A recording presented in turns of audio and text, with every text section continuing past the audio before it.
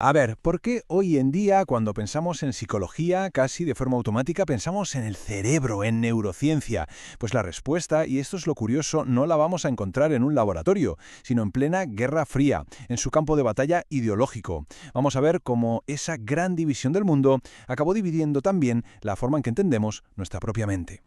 Vale, para empezar vamos a situarnos en el presente. Vamos a hablar de lo que algunos llaman el reinado del cerebro, porque es clave para entender la pregunta que lo mueve todo. Y es que hoy en día la psicología parece ser casi sinónimo de neurociencia, ¿verdad? De cognición. Todo parece que se reduce a la biología, a lo que pasa en nuestro cerebro. Pero ojo, que esto es algo muy reciente. Si viajamos solo unas pocas décadas atrás, nos encontramos con un panorama que no tiene nada que ver. Un mundo moldeado por fuerzas que, bueno, tenían bastante más que ver con la política que con la ciencia pura. Y ese viaje para entender de dónde viene todo esto nos lleva a un momento muy concreto, justo después de la Segunda Guerra Mundial. Pues sí, justo ahí, entre las cenizas de la guerra, la psicología encontró, digamos, un terreno súper fértil. Fue una auténtica explosión, una expansión espectacular, que la convirtió en una de las disciplinas científicas más importantes de la segunda mitad del siglo XX. El futuro en ese momento parecía no tener límites. Vale, este es el camino que vamos a recorrer. Primero, esa expansión brutal justo después del 45. Luego, veremos cómo se levantó una especie de muro conceptual que partió la disciplina en dos durante décadas. Y por último, cómo el auge del cognitivismo tiró abajo ese muro y nos trajo a donde estamos ahora.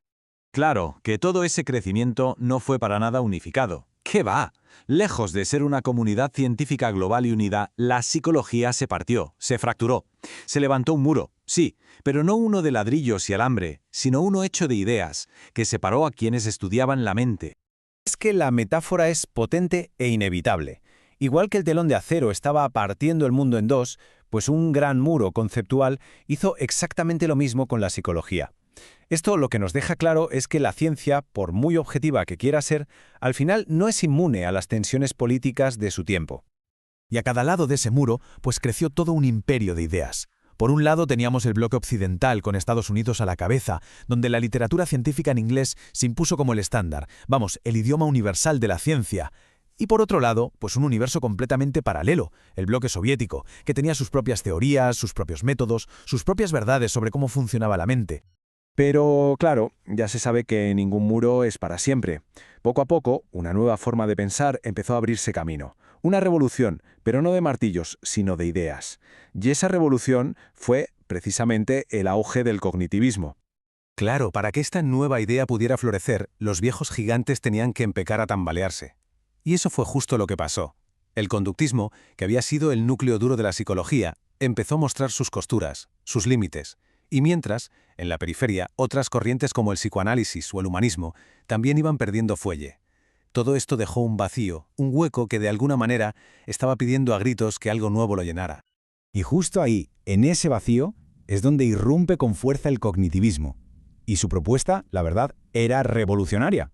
Porque lo que hacía era recuperar el concepto de mente, que se había dejado un poco de lado, pero con una condición. Y esta era la clave. Ya no se hablaba de una mente abstracta, filosófica, no. Se hablaba de una mente con los pies en la tierra, anclada en la biología, en la fisiología del cerebro. Era, en el fondo, volver a lo físico. Y aquí, justo aquí, es donde todas las piezas del puzzle empiezan a encajar. El legado de esa división, de ese muro de la Guerra Fría, es lo que explica, casi perfectamente, por qué la psicología de hoy es como es. El foco de nuestro tiempo, el eje central de la psicología actual, pasa sí o sí por el cognitivismo y las neurociencias, no hay duda. Y lo que hoy nos parece lo más normal del mundo, lo más lógico, es en realidad el resultado de esa fractura histórica. Es, por así decirlo, la victoria de una forma muy concreta de entendernos. Entonces, para recapitular todo el viaje, partimos de una psicología dividida por la ideología. De ahí surge un nuevo enfoque que lo unifica todo, el cognitivismo, que pone el foco en el cerebro. Y ese cambio, precisamente ese, es el que sienta las bases para el dominio casi absoluto de la neurociencia que vivimos hoy. Y claro, todo esto nos deja con una pregunta flotando en el aire, ¿no? Si un muro ideológico fue lo que definió la psicología del siglo XX, ¿qué la va a definir en el XXI? ¿Será que ya hay un nuevo muro conceptual levantándose y todavía no nos hemos dado ni cuenta? ¿O estamos yendo por fin hacia una ciencia de la mente que sea de verdad global y unificada? La verdad es que el debate está más abierto que nunca.